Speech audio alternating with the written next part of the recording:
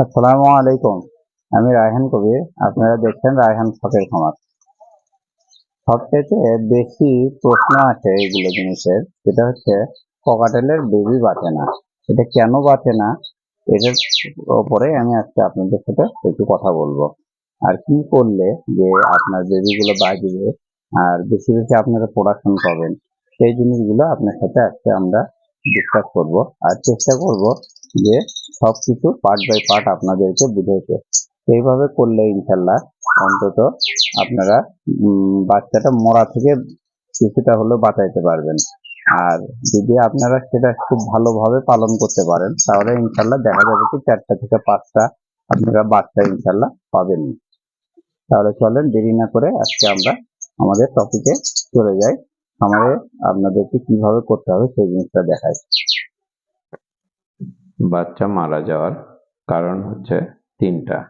প্রথম কারণ সেটা হচ্ছে আপনার মিক্সড ফিড অথবা ড্রাই ফিড যেটাই বলেন, এইটাতে আপনারা কখনোই সূর্যমুখী, তারপরে আপনার কুসুম, ধান, এগুলো কিছুই দেওয়া হবে না। এই জিনিসগুলো যখনই বাচ্চা পাখিটা ডিম দিয়ে দিবে, তারপর থেকে আপনাদের এই কেজ থেকে ধানটা, সূর্যমুখীটা, এগুলো আস্তে আস্তে টান দিয়ে দিতে হবে।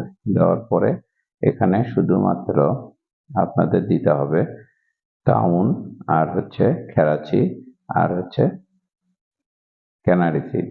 এই ক্যানারি সিড, এই কয়টা যদি আপনারা ইউজ করেন, তখন যে দেখা যাবে কি আপনার সেই খাবারগুলো খেলে বাচ্চার খাবার হজম হতে সমস্যা হবে না। যখনই সূর্যমুখী দিবেন, কুসুম দিবেন, এগুলো গরম খাবার। এই খাবারগুলো আপনার হজম হইতে খুব সমস্যা হয় বেবিদের। ওই জন্যে বিশেষ করে এই খাবার হজমের জন্য এরা মারা যান। এরকম পরিষ্কার একদম সুন্দর খেলাচি দিবেন, ক্যানারি দিবেন। আর ওখানে আপনারা শুধুমাত্র সফট ফুড যেটা দিবেন, সেই সফট ফুডের মধ্যে আপনারা ইউজ করবেন শুধুমাত্র গম আর বুট। গম দিবেন 2 কেজি, বুট দিবেন 1 কেজি, আর হচ্ছে খেরাচিতে দিবেন হচ্ছে 3 কেজি খেরাচি, 1 কেজি কাউন। এইভাবে আপনারা দিবেন। এই বুটগুলো দেখেন চকচকা এবং পরিষ্কার। পরিষ্কার বুট দিবেন এবং ভিজে 24 ঘন্টা রেখে দিনে 2 বার এগুলো আপনারা ইউজ করবেন। একবার হচ্ছে সকালবেলা আর আরেকবার হচ্ছে বিকেলবেলা। আপনারা যদি সফট ফুড 2 বেলা দেন, তাহলে ওদের পেটটা ভরা থাকবে এবং ওরা বেঁচে থাকবে। 2 বার খাইতে দিলে 2 বার ওরা খুব ভালোভাবেই খাবে। আর আরেকটা কাজ করতে হবে, সেটা হচ্ছে অবশ্যই সফট ফুড দেওয়ার পরে বিকেলে আপনারা যদি সম্ভব হয় রাতে একবার করে বক্সে দেখবেন বেবিগুলোকে খাওয়াইছে কিনা। যদি বেবিগুলোকে খাওয়াই থাকে তাহলে তো খুব ভালো কথা, আর যদি না খাওয়াই থাকে তাহলে অবশ্যই একবার করে হ্যান্ড ফিডিং আপনারা রাতের বেলা করে দিবেন। তাহলে দেখা যাবে আপনাদের বেবিরা কোনোটাই আর মারা যাবে না। আরেকটা কারণ সেটা হচ্ছে আপনাদের কেজ পরিষ্কার রাখা। সপ্তাহে 1 দিন অবশ্যই কেজ পরিষ্কার করবেন এবং এখানে দেখেন আমি অবশ্যই একটা জীবাণুনাশক দিয়ে এই কেজগুলোতে আপনার প্রতি সপ্তাহে 1 দিন আমরা এটা পরিষ্কার করি।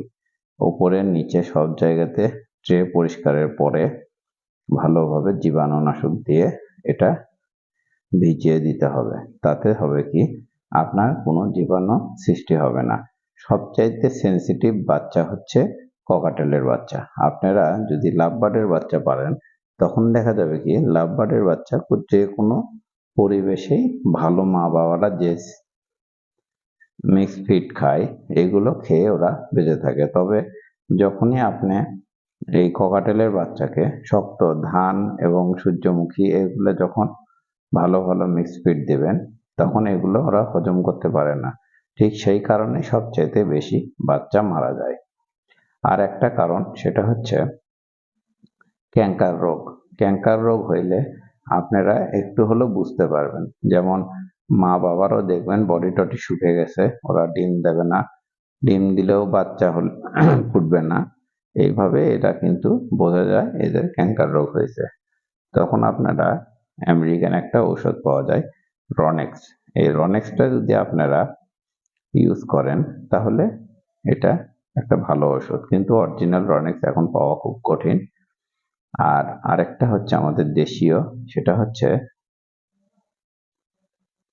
অ্যামোডিস ভিট পাউডার, লিটারে 1 গ্রাম, আর 2 প্লাস লিটারে 2 ml।